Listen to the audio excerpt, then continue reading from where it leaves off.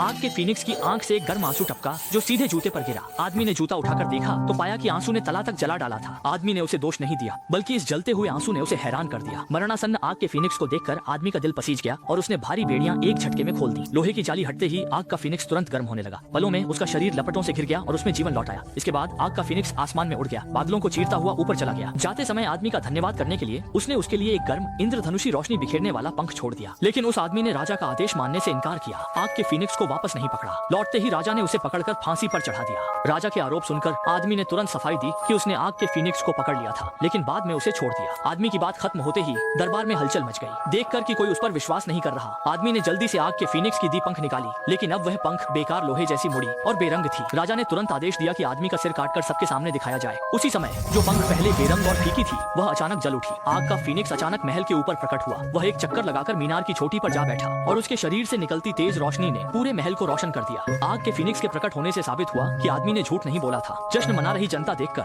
राजा को आदमी को छोड़ना पड़ा और उसे पोशाक दी। लोग उसके चारों ओर नाचने लगे। वह लोकप्रिय हो गया। ये देखकर राजा ईर्ष्या से भर गया। कुछ दिनों में राजा ने चाल चली। उसने बहाना बनाकर कहा वह बर्फीले देश की राजकुमारी से विवाह करना चाहता है और उस आदमी से कहा कि जाकर राजकुमारी को लाए। आदमी यात्रा के बाद बर्फीले देश के नीचे पहुंचा। उसे उम्मीद नहीं थी बर्फीला देश इतनी ऊंची पहाड़ी पर होगा। आदमी ने 3 दिन 3 रात चढ़ाई की, तब वह बर्फीले देश के दरवाजे पहुंचा। दरवाजे पर कोई पहरेदार नहीं देखकर आदमी ने सोचा कि वह मौका देखकर अंदर घुस जाएगा, लेकिन अगले ही पल उसके सामने एक पारदर्शी बर्फ की दीवार आ गई और उसका रास्ता रोक लिया। जैसे ही आदमी सामने खड़ी बर्फ की दीवार को देखकर असहाय महसूस कर रहा था, उसी समय उसकी जेब से फीनिक्स का पंख बाहर निकल आया। हवा में तैरने के बाद वह सीधा फुर्ती से बर्फ की दीवार में घुस गया। अगले ही पल मजबूत बर्फ की दीवार पूरी तरह पिघल गई। बर्फ का पानी चारों ओर बिखर गया और एक भव्य क्रिस्टल महल आदमी के सामने प्रकट हो गया। जब उसने पीछे मुड़कर छोटे टट्टू को ढूंढा तो पाया कि उसके पीछे कुछ भी नहीं था। छोटा टट्टू पूरी तरह गायब हो गया था। उसे यह नहीं पता था कि छोटा टट्टू पहले ही पिघली बर्फ के पानी में बहकर लुढ़कता हुआ बर्फीले पहाड़ के नीचे पहुंच गया था। अच्छा हुआ उसके जूते बर्फीले पानी में जम गए, जिससे वह मुसीबत से बच गया। आदमी नंगे पांव महल में गया तो देखा वहाँ अनगिनत बर्फ के अधिकारी राजकुमारियां थी। जैसे ही आदमी सोच रहा था कि असली राजकुमारी को कैसे पहचाने, फीनिक्स के पंख ने उसकी मदद कर असली राजकुमारी ढूंढ ली थी। आदमी ने राजकुमारी को अपने सफर का उद्देश्य बताया। वह मुझे तुम्हें ढूंढने के लिए लाया है, वह तुम्हारी रक्षा करना चाहता है। यह जानकर कि आदमी की बुरी मंशा नहीं है,